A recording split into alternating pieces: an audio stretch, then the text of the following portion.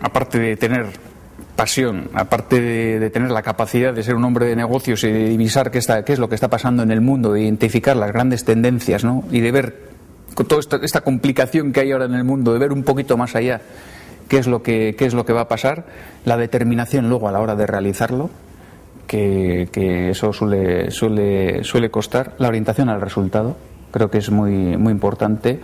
Una parte, una sensibilidad sobre el tema de sostenibilidad social, etcétera, que en nuestro caso es bastante sencillo, porque bueno, nosotros al ser cooperativa eso lo tenemos en nuestro ADN, ser íntegro y honesto, que funciona en todas las culturas, curiosamente, cumplir lo prometido.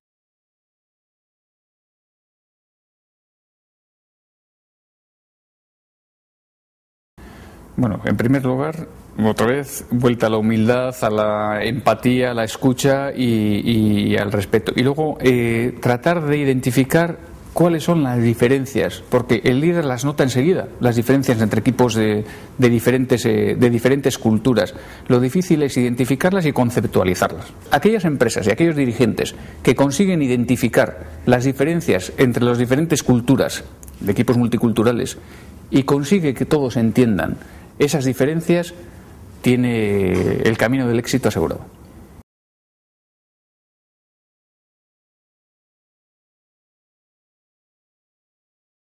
En principio, lo más importante, independientemente de la cultura en la que uno desarrolle su actividad, lo más importante creo que es tener visión,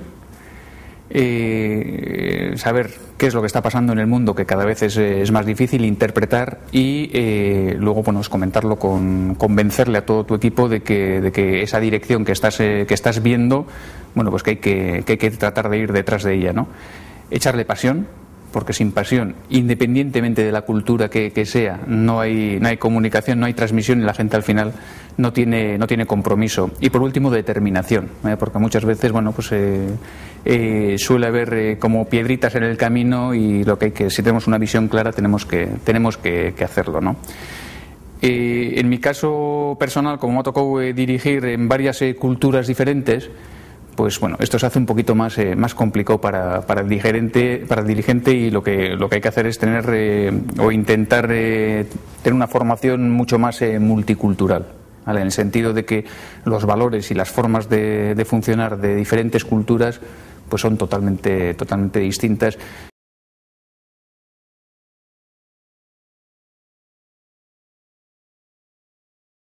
Bueno, ha evolucionado porque el mundo se ha acelerado de una manera total. Hay elementos que no existían hace 7 años. Para mí el gran cambio en el mundo, sobre todo el mundo industrial, se ha producido desde hace 7 años con la ampliación de la Unión Europea y con la aparición de China como elemento principal en el mundo industrial.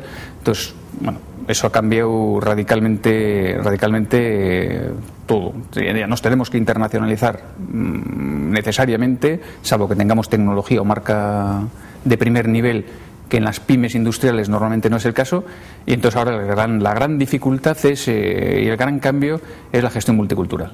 O sea, cómo tratar de motivarle a un equipo español, que es relativamente sencillo porque compartimos todos los mismos valores. La gran diferencia al final es saber cuáles son las pautas de funcionamiento de cada una de esas culturas y tratar de motivarles y de compartir con ellos una visión, que no es sencillo.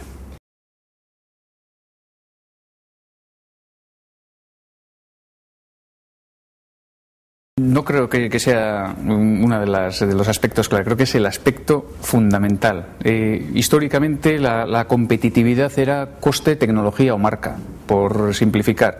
Nosotros éramos el país de bajo coste en el mercado en el que operábamos, que era la Unión Europea, y ya no somos un país de bajo coste desde hace unos 7 años, ¿no? Y todavía creo que no hemos hecho el duelo. Pensamos que los viejos buenos tiempos volverán, no van a volver, el mundo ha cambiado radicalmente. Y no va a volver. Entonces, en estos momentos o nos internacionalizamos. Ayer decía que España va a crecer los próximos 5 años, va a crecer acumuladamente entre un 7 y un 8% en los 5 años. Los países emergentes crecerán un 45% y China crecerá un 70%, más o menos. Eso en valor son 100.000 millones de euros para España y son 4 billones para China.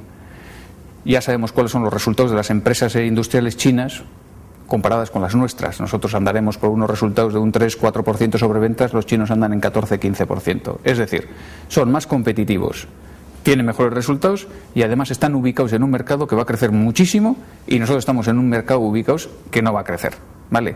Por tanto, solo nos queda una y es internacionalizarnos. Y a partir de ahí vendrá, mejoraremos en innovación, obligatoriamente mejoraremos en temas de marca, de posicionamiento, etcétera, etcétera. Nosotros hicimos un estudio muy interesante sobre las empresas que se habían internacionalizado, que tenían al menos una fábrica fuera, comparadas con aquellas que no tenían fábrica fuera. 36 que sí tenían contra 32 que no tenían. Los resultados fueron tremendos. En ventas internacionales, en valor añadido, crecimos, las que estaban fuera, tenían una fábrica fuera, habían crecido 9 veces más que las que no tenían fábrica fuera, y el empleo, habíamos conseguido mantener empleo aquí, en España, mientras que las empresas que no tenían fábrica fuera habían perdido en 10 años acumuladamente un 30%. Es tremendo. O sea, es una falacia el hecho de que irnos fuera detraiga empleo de aquí. No es cierto. Al contrario, en estos momentos el crecimiento está fuera y nosotros tenemos que aprovecharlo.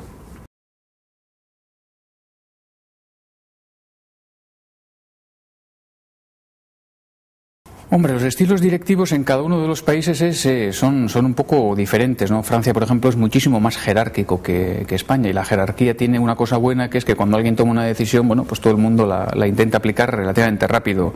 En culturas más consensuales como la nuestra, y en concreto, bueno, en mi empresa, que somos cooperativa, pues os podéis imaginar, pues se tarda quizá un poquito más en tomar la decisión, pero luego todo el mundo está realmente comprometido porque hemos compartido información.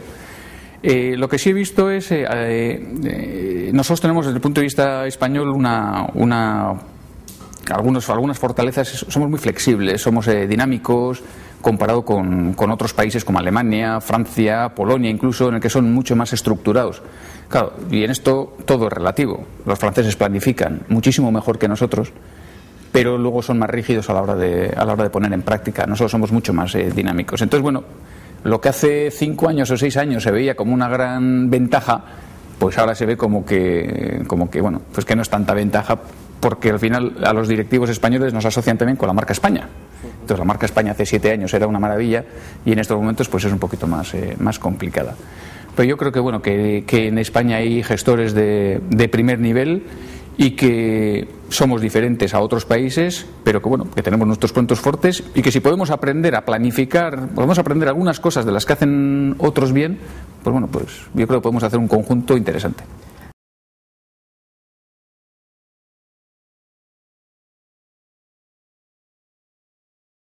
Vamos a ver, hay diferentes enfoques, ¿vale? Si viéramos el enfoque desde China, pues España, pues para China no es un ente importante, ¿eh? Bueno, con todo el cariño del mundo, ¿eh? La China tiene 1.350 millones de habitantes, con 6 billones en estos momentos de Producto Interior Bruto, y dirigen el país como si fuera una empresa.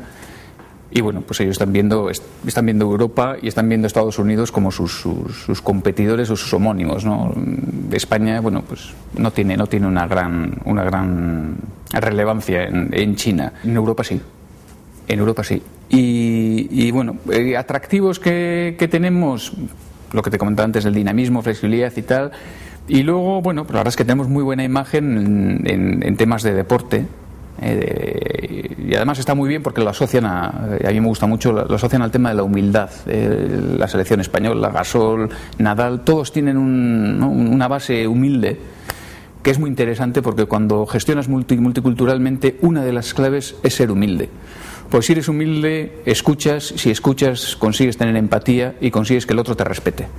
Le respetas tú y el otro te respeta. Y eso funciona en todas las culturas. Entonces, esa base de valores que estamos transmitiendo a través del deporte, a mí me parece muy, muy, muy, muy interesante, y la verdad es que fuera se aprecia mucho.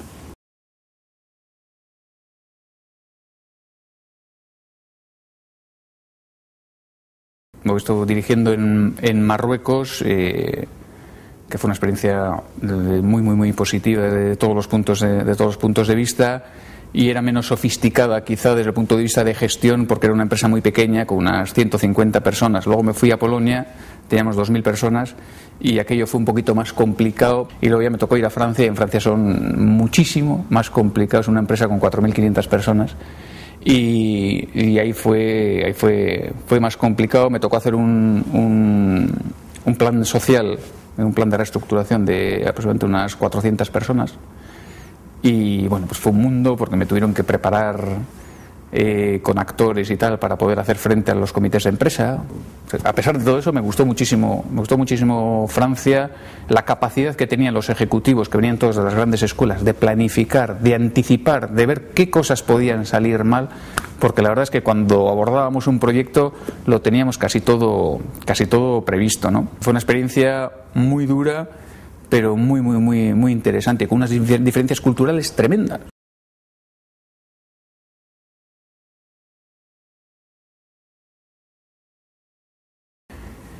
Sí, pero en formación, sobre todo, vuelvo a repetir, multicultural. La formación que tenemos aquí, bueno, pues casi todos los líderes pues tienen su carrera, tienen su MBA, y bueno, pues lo que no nos han enseñado nunca es a gestionar multiculturalmente, ¿no? Y a ese desafío que supone, que es el líder el que tiene que adaptarse a cada uno de sus colaboradores y a cada una de las culturas de cada uno de sus colaboradores, porque a todos nos gustaría, siendo líderes, entre comillas, que todos fueran como nosotros, porque sería mucho más fácil comunicar, ¿no? Pues si yo soy una persona que soy rápido, o que soy dinámico, o lo que sea, pues me gustaría que todos mis colaboradores fueran rápidos o dinámicos, en teoría.